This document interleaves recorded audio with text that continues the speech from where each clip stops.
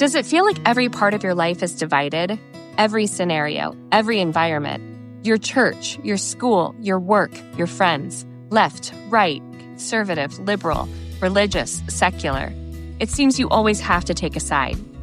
This is a conversation between a progressive Christian and a conservative atheist who happen to be great friends. Welcome to Living on Common Ground. Do you think if we met today, we would still be friends? I don't know, but we're friends now. A mob is no less a mob because they are with you. Man, so what? We won a few games.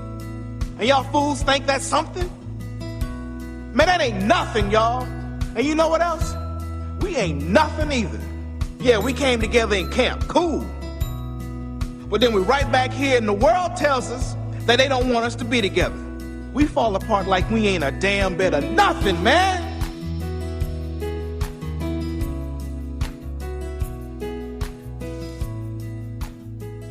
For this week's episode, Lucas and I had an opportunity to sit down with author, philosopher, storyteller, producer, and public speaker Peter Rollins to discuss pyrotheology and its implications for faith and belief in today's world.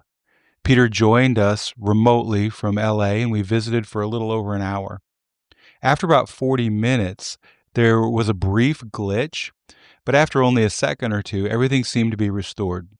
However, when I went to edit this episode, I realized the online app we use for remote interviews had stopped recording Peter. Fortunately, we were able to record some great content, and Peter has agreed to come back on the show in the future. If you enjoy the conversation and want to learn more about pyrotheology and the work Peter's doing, you can check out his website at www.peterrollins.com. You can also support him on Patreon and check out his videos on YouTube. Links are provided in this week's episode description. So with that being said, take a listen. All right. So let me thank you again for coming on. I greatly appreciate you responding as quickly as you did. Oh, no, I appreciate the invitation. And I love the idea of the podcast. Common ground, two people coming from different places. I like the fact that you have like almost 4 different identity markers that kind of coalesce from conservative, progressive to atheist and Christian. So I find that very interesting. Well, thanks. Yeah. And you had asked earlier how long we've been doing this. November will be 2 years. Very cool. Yeah. So, I in my email that I sent to you, by the way, you can see it on our screen, but I'm Jeff. I'm the one that would be called the progressive Christian. You want to say, hey, Lucas? Hey, Lucas. No, that's not what you meant. Peter, it's very nice to meet you. I'm excited about this. I'll be honest. Jeff has been incredibly excited ever since you sent that email back. He has been following you for a very long time and is very he has talked about you a lot. I have to admit, I'm not super familiar with your work, and so for the last week or so, I've been listening to your podcast and trying to get to know your work, and it's very interesting. So I'm really excited to get to meet you as well. Thanks for doing this. I appreciate it. Looking forward to dive in. Yeah. So, like Lucas said, I've been following you for a while now. That sounds creepy when I say it, but about 12 years ago, I think it was 12 years ago, I picked up the first book of yours that I read, which was, I wrote it down, Idolatry of God was actually the first one I read. And then after I read it, I went back and I bought Insurrection and How Not to Speak of God. And I read both of those. And it was, it really sort of helped me through this moment where I was questioning everything that I believed. And I remember at one point I was actually reading one of your books, and I walked out of my office and I just said to people, I don't know actually what I believe anymore, but I do still believe in Jesus. And that sort of led me down this road. But one of the things that I wanted to talk to you about is, let's start with this. How would you describe pyrotheology to people that aren't familiar with it? Yeah. In 3 sentences, Peter. Yes, that is not easy to do. But like any of these terms, it was kind of invented. It was actually a friend of mine came up with it because we used to create these, what we call transformance art events that are immersive experiences that use music and poetry and art, whatever. So we would create these experiences. And we did one that was all about fire. It was funny. We were doing it in a festival and we had a fire alarm going off as people went in, and we said, "There's a fire in the building, please step inside." So the fire people hated us. We got into lots of trouble because we were handing out matches to everybody. But anyway, we were wearing burnt clothes and we had a funeral pyre that had smoke coming out of it. And we explored this notion of burning. There's a beautiful quote by the Spanish anarchist who was it? Oh, I forget. It'll come back to me in a second. But the quote is, "The only church that illuminates is a burning one." And we took that phrase and we built this event around it. And somebody said, "This is like pyrotheology." So in order to kind of describe the theory and the technology that I'm developing, I thought, oh, that's a great term. Doesn't exist.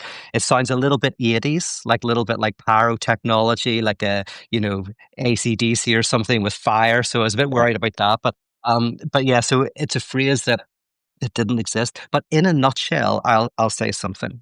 And this will actually connect, I think, with your work and what you're doing with the podcast, is I'm very interested in what I could call negativity, what we do not know, the ultimate experience that we have with the enigmatic or with the mysterious. This has always been an element of theology. Both atheism and Christianity have a really interesting relationship with negativity. Atheism, traditionally, in its classical form, it's about an intellectual negation where an atheist says, "I do not believe in God." So there's an intellectual negation. Christianity, I find more interesting because it's a lived experience of the non-existence of God, so called the death of God. So for the Christian, they're supposed to participate in the crucifixion, which means they have to existentially experience the negative, the absence of God. But both of them then have a critique of theism within them, one more intellectual, one more existential. But pyrotheology then, because it's more in the Christian tradition, it's designed as a theory and also a practice to help people encounter the death of God, the loss of certainty, the embrace of a fundamental enigma or mystery at the heart of reality. Not just for the sake of it, but because this confrontation with an ultimate unknowing, I would argue, and we can get into why, but transforms our way of being in the world, transforms how we relate to one another, how we relate within economics, within politics, within social life in general. So that's pyrotheology in a nutshell. So you mentioned sort of how it has a potential to change the way we relate. Mhm. That was one of the questions that I had Lucas and I have had a debate about whether or not everything has to have purpose and meaning. But what is the purpose for what you do? Why do you, what is your ultimate goal and your hope with it? Yeah, so my work is in the tradition that critiques meaning. So, whether it's existentialism, absurdist philosophy, psychoanalysis, these are all traditions that have a critique of the notion of meaning, although all of them have offshoots that reject this. So, even within psychoanalysis, you have psychology, which is a denial of psychoanalysis. You have depth psychology. You have even logotherapy. So you have the return of you always have the return of meaning. Christianity, I think, as a religion, is a fundamental rejection of the lack of meaning that the death of God means. So you could say the entire edifice of religion is an attempt to bring meaning back to an event that critiques meaning. So basically, in a nutshell, just as in Jeff, you're asking me, what is the form of life? What I would argue, again, I'll do it in shorthand, and if you want me to unpack it, great. But in shorthand, I would say we are obsessed with meaning and purpose. We are obsessed with to be human is to experience being between where we are and where we would like to be. So all of us have what's called a circle of reality, a worldview, ideology. And that circle of reality, we experience ourselves as not being where we want to be. So as I say, we all have a sense of I'm here and I'd like to be here. And self-help and cognitive therapies and psychology all try and help you get from A to B. I want to write a book. So you want to get to the point where you've written the book and you can get advice about how to do that, right? So within circles of reality, we experience ourselves as being between, say, who we are, who we'd like to be. The name for the affect between those is guilt. So guilt is the experience of not being where you want to be, basically, But it can be in anything, I'm not having enough fun, I'm not having enough sex, I'm not reading enough books, it manifests in lots of different ways. And what I'm interested in is, and our whole, whether it's commodity satisfaction, psychedelics, polyamory, whatever you want, someone's giving an answer to how you can bridge the gap, how you can be whole and complete, how you can have a meaningful, purposeful life. Like everyone's preaching that, right? I'm currently in LA, which is the mecca of that world. Everyone is promising wholeness and completeness, different ways of getting to be who you want to be. And my work is freedom from that entire way of being, that entire way of thinking, which means it's a type of freedom from enjoyment, not freedom to be happy, but freedom from the need to be happy, freedom from the pursuit of wholeness and completeness, an ability to embrace radical unknowing and sacrifice. So for me, it's an entirely different way of being in the world. That can free us from thinking that some commodity will make us happy, whether it's a car or a house, whether some person will make us happy, some romantic partner, whether some drug experience or religious experience, whatever it is, right? Fill in the X, whatever the X is, that will make you whole and complete. My work is about attempting to free people from that entire framework of thinking.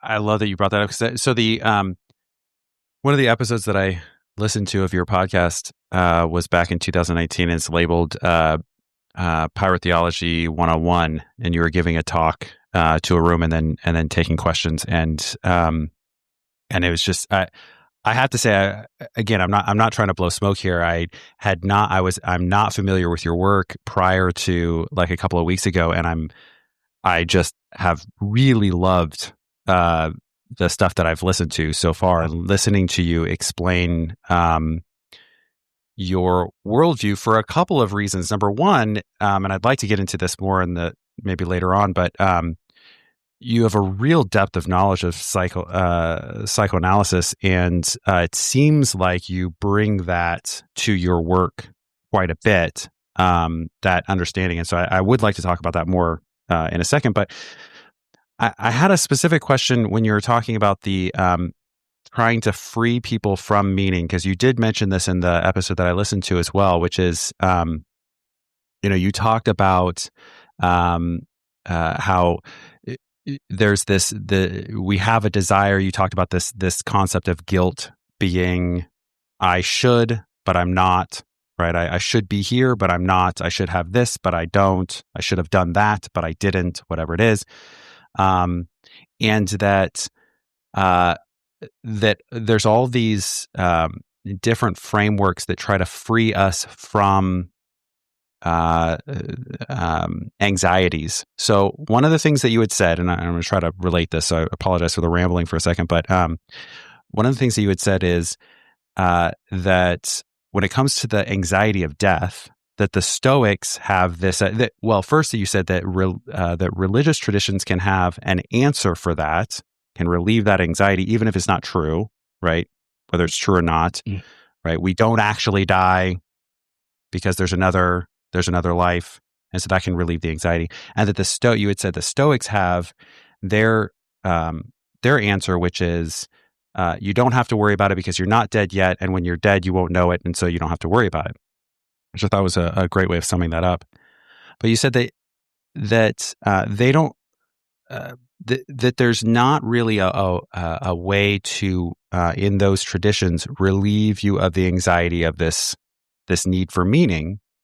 And so my question is, why doesn't a Stoic position relieve you of that anxiety for meaning?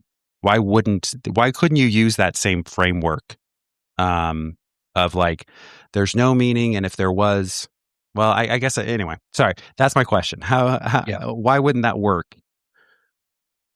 Brilliant. Yeah. So basically, most in terms of the kind of contemporary popular view of death is ahead of us.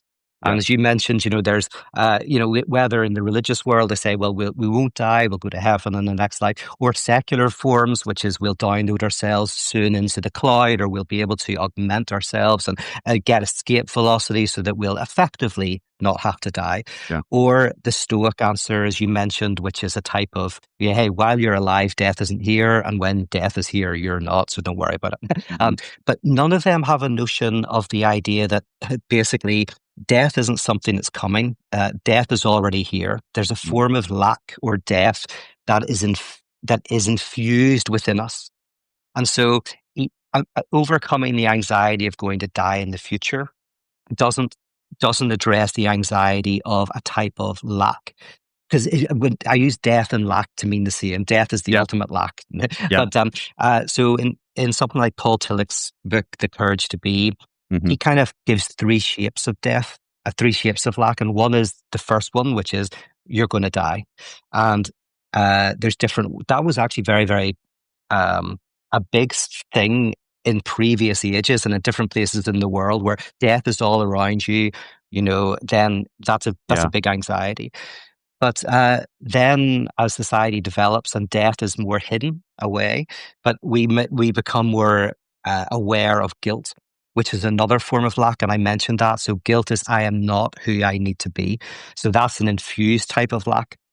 And then the third that Tillich talks about, bringing us up to the contemporary world, is meaninglessness, a sense that we can't find meaning. And so, of course, the late 20th century was in many ways the great artists were, and literary theorists and whatever, were exploring how this lack of meaning, we feel a profound sense of within a contemporary industrialized society, we don't get meaning in our work. We feel alienated, and then we go home and we watch crap on TV, and there's something in which we just feel inherently like life has no meaning. And so for me, and there's various ways in which Stoicism is attempting to address that. Also, the pharmaceutical industry attempts to address that as well by giving certain drugs, certain therapies. As I said, like most psychotherapies, not all of them, but a lot of psychotherapies are designed to help you overcome that feeling of alienation. The difference with most psychotherapies and psychoanalysis is in psychoanalysis and also in existentialism with Søren Kierkegaard and others, and with Camus and the absurdist tradition, the idea is not to overcome alienation, but rather to find a way to embrace it. That alienation is not an evil that has to be gotten rid of through taking some Xanax or whatever, or through Stoic practices or through religion. Actually, anxiety is something that is evidence of our humanity. That's what Søren Kierkegaard says. He calls it spirit, actually. It's anxiety is the evidence that you're human. And the reason for that is because anxiety is the affect. I don't think this is quite right, but we can get. But basically, the best way into anxiety is to think of it as it's not knowing how you fit into the world. You said that it. So I'm sorry to interrupt, but you had said in that episode that that you regarded anxiety as the, and maybe I'm going to say this wrong, but as the only true emotion. That that we can have many affect that are not. That people have this idea that our emotional life is the truest sense of what's real for us, that's not actually the case, which I would agree with that, but that anxiety is the only true emotion.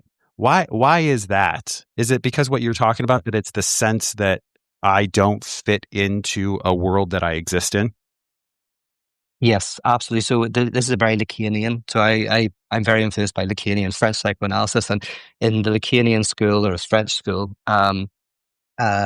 Emotions can lie. You can think that you hate somebody when you really love them. You think you think you're happy, but sometimes if someone's too happy, it's actually a defense against sadness, all of Yeah. those things that happen. Well, it's kind of the So, core yeah, of psychoanalysis, right? Is this idea that I think that I am angry with my wife, but really I'm sad because of something that happened with my mother or whatever. yes, exactly. So the analyst, you don't trust any of these emotions. Yeah. And then when Lacan says that, basically he says, Lacan had so many great little quips, little aphorisms, and one of his aphorisms is, the only affect that doesn't lie is anxiety. Yeah, what he's referring to is when there's anxiety, there is a sense of, okay, I'll unpack this, but he says touching the real. And touching the real means it is touching an absolute enigma. You don't know how you fit into the world. You don't know who you are to the other. That's the more precise definition, actually, is you don't know what the other wants. You don't know what you should do. You're the dizziness of freedom. Soren Kierkegaard calls it the dizziness of freedom. You're like, I don't know what to do. So every time you hit anxiety, it's kind of like a true affect. It's touching the very depth of what it means to be human. But most of us, I would say all of us, want to escape the dizziness of freedom. Sartre, of course, said we're condemned to freedom. And what he meant by that is we don't like freedom. We want someone to tell us what to do. We want to look at tarot cards or tea leaves or look at prophecies. We don't want freedom. We want to escape our freedom. But anxiety is the evidence of our freedom, and it's the evidence of the truth of our subjectivity. Is that kind of related to, I think it was Kierkegaard who talked about floating over the fathoms, in terms of the idea of faith being floating over the fathoms and not reaching for the solid shore, and that we, exactly like what you're talking about, that we have this drive to try to reach for the solid shore, that is. That's where our salvation will come from, or whatever. That's where the relief of our anxiety will come from. And so your work then is to try to help, if I understand correctly, is to try to help people relieve themselves of the need to get rid of the anxiety. Is that right? To go ahead and embrace the anxiety of meaninglessness? Yes. I mean, Or did I basically, in a conflate too much nutshell, there? no, that's perfect. The mechanisms for how to do it, we can chat about, but ultimately, yes, you hit the nail on the head, which is, for me, the funny thing is, existentialism, just very briefly, because we were mentioning existentialism, is like, it actually comes from, like, one of the proto-existentialists was, Blaise Pascal. And now, Pascal, who I love and also disagree with, Pascal, the reason why he's a proto-existentialist is because in his most radical formulations of what it is to be human, he goes like, to be human is to feel that something is missing, both in our desire and in our conceptual abilities. So in our mind and in our bodies. And he basically shut the door to the idea that we can get rid of that. Just as you said about floating over the fathoms, like there's a certain sense in which we are lost ontologically in a sense of unknowing.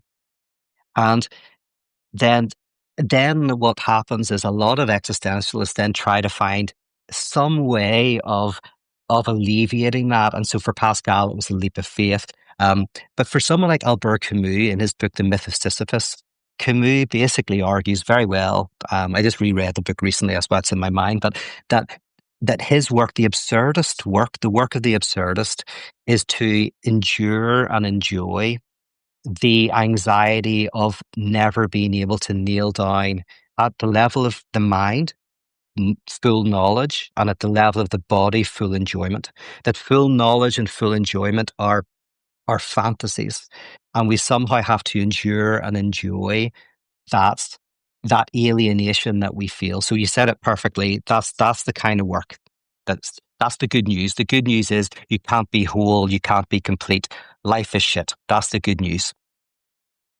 Yeah, you mentioned the good news. That I have written down here one of my favorite quotes from your book, and The Idolatry of God. I'm going to read it. It says, "Here we start to approach what can be called the good news of Christianity. You can't be fulfilled. You can't be made whole. You can't find satisfaction. At first, this can sound like anything but good news. However, once we're freed from the oppression of the idol, we find that embracing and loving life with all its difficulties offers a much deeper and richer form of joy.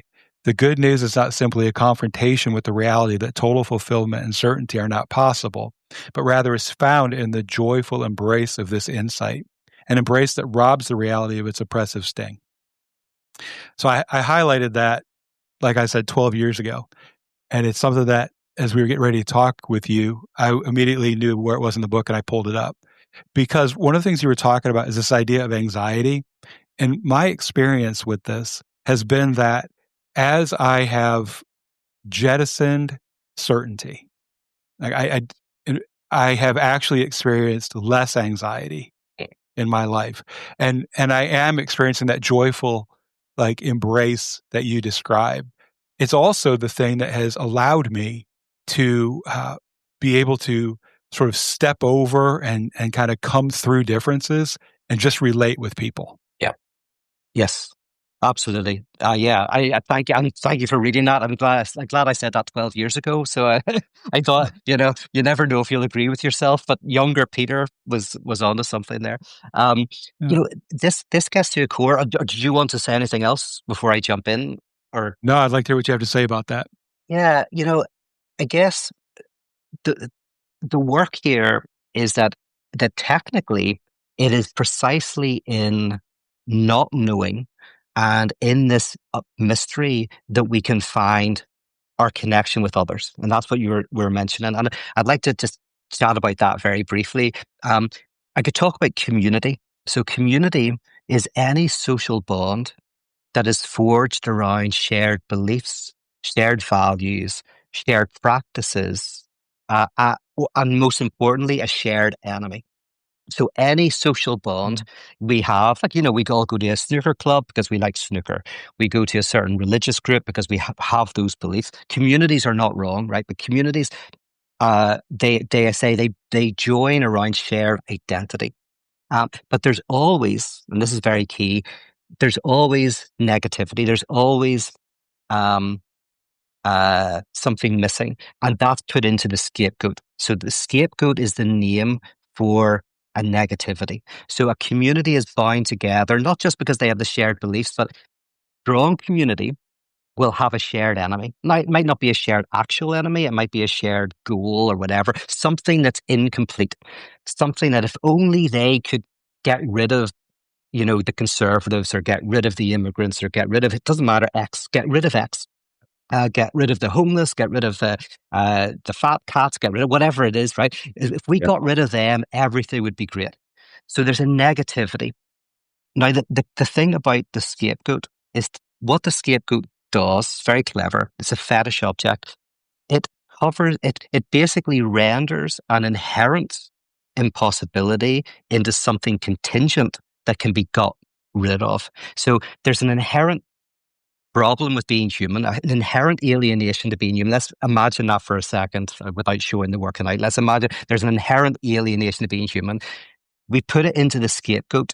And so then we can fantasize, if only I got rid of them, then everything would be wonderful. And it's actually the scapegoat that we think the scapegoat is what prevents the community. It's preventing something, but actually it's what joins the community. Mm-hmm. The very impossibility, the very thing that you think is the problem is the solution to the problem. It's what holds the group together. So that's community. Anyway, that's community. Then and by the way, one final thing about communities is they all exclude somebody. If you ever see a community that says we welcome everybody, there's always somebody who's not welcome. I had a friend who wanted to do a progressive friend. He wanted to do this festival. He said, everyone's welcome. And I was able to rattle off about 4 groups that would not be welcome in his progressive LA festival, right? And that wasn't me digging at him. I must be going like, there's always excluded groups. Yeah. Lucas, sorry. No, I think that's brilliant. And then what I was thinking when you were describing the scapegoat is that my wife is a therapist for the last 20 years, and she would say, I think in family systems and family systems theory, they would talk about, and I'm going to get this wrong, but the actual term, but essentially it's the identified problem person in the family. right? And Yeah. the exact same. It's just a community at a smaller level. It's the exact same thing you're talking about. I think it's, and you said most importantly for a community, it's the enemy. That is the thing that's most bonding for a community. Yes. That's most galvanizing. Is that right? Yeah, and the reason why I would argue that, because that's a good point. Yeah, because I said, so why is that? Why is that more important than shared identity? And this will become clear actually when I'll do kind of basically three different groups, but I'll mention it now. Is the argument almost is that negativity always exists. You can't get rid of it. So what community does is it renders it contingent. It puts it onto somebody else. It puts the negativity onto another. It represses, disavows, it forecloses it. This, by the way, is 101. This is why kind of the New Age and fascism are so close. It's like Hitler continually in Mein Kampf talked about the world as an organic whole, the nation as an organic whole, but there's some virus that's in it. And we have to get rid of the virus to have a healthy, sustained whole body where everything works together. This is called corporatism in politics. Corporatism is where the government works in cooperation with the unions and the industrialists. Everyone works together. So it's a denial of what's called class consciousness. It's a denial of class antagonism. Like everything can work well. And of course, you get that within the New Age as well. It's, everything's one and whole and whatever. And we just have to see through the illusion because there's always something we have to do. So we have to just see through the illusion. Anyway, Right. so negativity, I'd argue, always is somewhere. And in the community, it's repressed. It's put onto somebody else. Then the second group that I'll mention is the commons. The commons isn't a social bond at all. The commons is spaces where you meet people who are potentially radically different from yourself.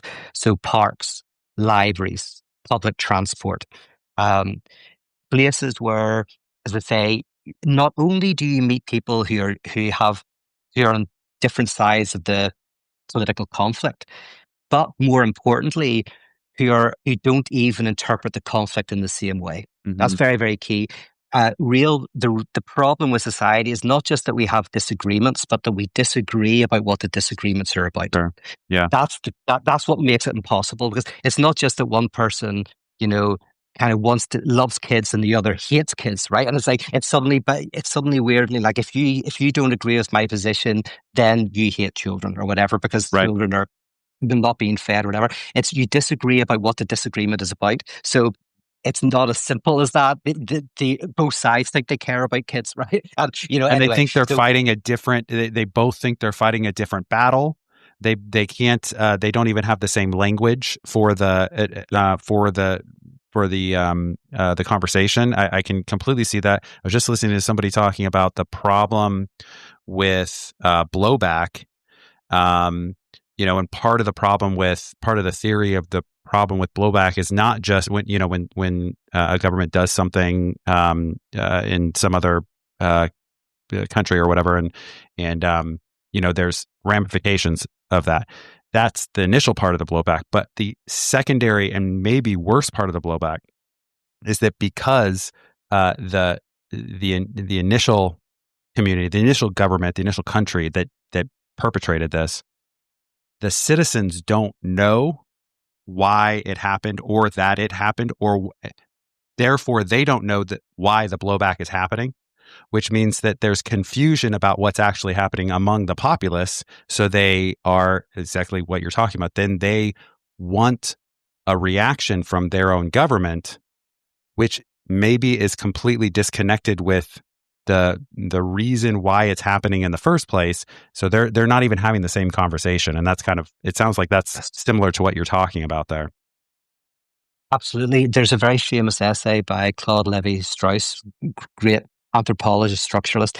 And in this essay, very briefly, it wasn't him, it was actually another anthropologist who noticed that there was this tribal group, and they asked the people in the tribe to draw a map of the village. And the one group within the tribe drew the map with basically a circle in the middle where all the temple were and the kind of the elite people, and then a circle on the outside where everybody else lived. Another group drew a completely different map. It was still a circle, but it was with a line down the middle. And on one side, there was one group, on the other, the other. And basically what the anthropologist going like is, this is weird, because I was just asking him to draw a map of the village, but there's a disagreement about even how the village is mapped. Mm-hmm. And Claude Lévi-Strauss really explores this. He goes like, there's no real, it's not that you could then take a helicopter and take a real picture of the map, is that it's not, it's like there's the two different groups have a totally different way of mapping reality within the same village. And it's the same in American politics. It's not just that there's two different groups that disagree, they disagree about the entire mapping of the disagreement. And that's what, that's what makes, that's what makes politics politics. You have to navigate what's called the real of that, which is the fundamental antagonism. Now, the great thing about the commons is the place where you meet people then who are so different from you that they map social reality differently, so much so that you hate them, that you probably think they're awful, but you rub shoulders with them, you're walking your dog with them. Now, one of the problems with what happened over COVID is the commons which is already being eroded very badly, was very eroded because we were all just stuck in our own homes, and then we started hanging about with just people who thought like us. So there is an erosion of the commons. The whole idea of the commons is you need to rub shoulders with people who are very, very different. You even saw this online where people started to go, I don't want to go home for Thanksgiving because my uncle is X, Y, and Z, and I hate his views. His views are wrong. So in other words, the more and more we were going like, we shouldn't rub shoulders with people who are radically different. So that's the commons anyway, is where we do. So there's community, which is a social bond based on what we share in common, and an enemy.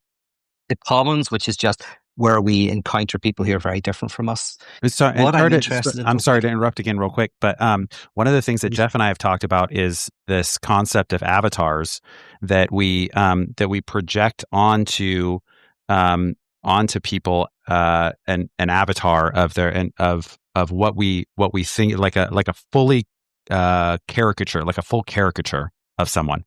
Yeah. And that and we do the same thing for ourselves. We present an avatar to other people and we present an avatar to ourselves most of the time as well. And it sounds like what you're saying is that and I would completely agree, is that the more isolated we are from this place you're calling the commons, the more we are able to keep solid these avatars of the other, of the enemy, and of my friend, and of myself, and all of these avatars can stay very calcified. And so is part of the benefit of the commons to constantly rub down those avatars? Is that what you're saying there? Absolutely. I mean, politically speaking, that's what the value of the commons always was. Especially in the UK, there's a very big tradition of the commons, which was one of the big areas with parks, obviously, but also with, what do they call them? They're still very popular in England, where you go and you grow vegetables in this little, you'll basically have a little plot of land. Like a community garden kind of thing? Kind of, yeah. Allotment. That's the name for it. So people have allotments, and you go down and you mix with different people, and so the idea was, if any society that does not have a healthy commons will potentially collapse into civil war, because if you're not rubbing up against, as you said, like different, and then realizing that the person you think is a demon has actually got problems just like you, and you can have a discussion with them and all that. Yeah. But without a space where you have the commons, society generally collapses. Yeah. Yeah. Interesting. Okay. Sorry. Go ahead. Keep going. Yeah. I want to hear the rest of it. Yeah. Oh yeah, well this is the money here, right? Then this is, is it possible to create a social bond, not on what we share in common, but on the fact that we all share lack? And I call this communion. So there's the community, which is we share certain values, certain beliefs, and a shared enemy. There's the commons, which is just we rub shoulders with people. And then there is communion, which is a social bond based on the acknowledgement that we all lack, that we all have unknowing and mystery within us. And I call it communion because communion traditionally is a meal around the death of God. And the death of God is the loss of absolute certainty, absolute meaning. So the death of God symbolizes the absolute confrontation with the loss of meaning. And so a communion is a meal in which you remember that loss you eat. And AA is an example of this. I would say AA is a communion, now based around alcohol, but people who are rich and poor, conservative and liberal and all of that get together, they eat terrible donuts and cold coffee, and they're all unified around a shared loss, a pain that comes from alcohol. Yeah. And they acknowledge it in a community of grace, because the idea of step zero is like, you don't do anything, you're just in a space where everyone embraces you, you accept it, you're accepted. But in that, some transformation can happen. So communion for me is a social bond on lack.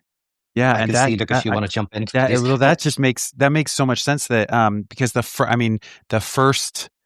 first part of AA or a 12-step program is just a recognition that not that I have power over anything, but I literally just a recognition that I don't have power over this thing.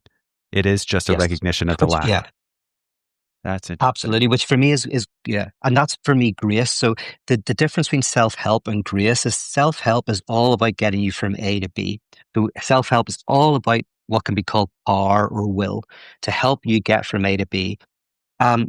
Grace can be called attention. In grace, you don't go from A to B, you stay at A, and you accept that you don't have to change at all. So in AA, you go around, you say, my name's Pete and I'm an alcoholic. Nobody asks you to change. Nobody says anything. You're able to symbolize the trauma in a community that accepts you for who you are. But the trick with grace is technically, and this is where psychoanalysis comes in, because psychoanalysis is the opposite of self-help. Psychoanalysis doesn't try to get you from A to B. It keeps you at A, and you start to realize that A does not equal A. And what I mean by that is, say I want to write a book and I can't write a book, so I go for advice. I go for self-help, and I find these people who say write 500 words a day, and maybe find a nice place to work, or whatever advice they give you. Right? Yeah. The problem is there's some part of you that doesn't want to write the book. Right? There's a part of you that does, but unconsciously you don't. So in psychoanalysis, the question is, why are you enjoying not writing? It's not how can I help you write, but let's find out why you're not writing. Why is it that every time you sit down, your mind goes blank? Is there a sense in which you want to refuse to write? You want to withhold your voice, or you feel that your voice has been withheld in the past, or whatever it is. And as you accept it, you don't have to move, you don't have to change. You just start to see that A does not equal A. You start to go, oh, I'm full of contradictory desires. I want to write the book and I also don't. You bring that to the surface, but in symbolizing it, you weaken its power, and you find paradoxically you can maybe write the book, or you lose the desire to write the book entirely. Right. So a clinical example, is a woman. It's a clinical example I heard. A woman who was sleeping around a lot, and she felt guilty about it. She said, I go out in these one-night stands. It's dangerous. I might get a sexually transmitted disease. My parents might judge me, whatever. But in the course of analysis, she got rid of all the guilt. All the guilt went. Like, why do I feel guilty? I can do whatever I want. But of course, when the guilt went, so did the desire to sleep around.